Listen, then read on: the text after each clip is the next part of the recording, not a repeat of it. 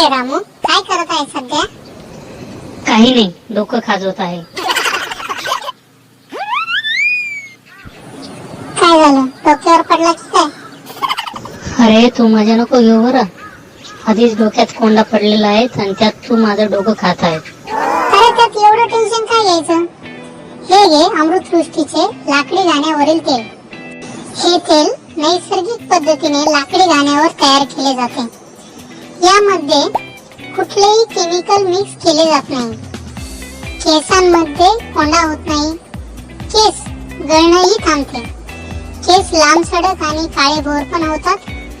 आणि एवढंच नाही तर सामान्य तेलापेक्षा हे तेल कमी पण लागते. बरं मला सांग, हे तेल कुठे भेटेल मला? अरे महाराष्ट्रभर यांची कुठेही घरपोच सेवा मिळते.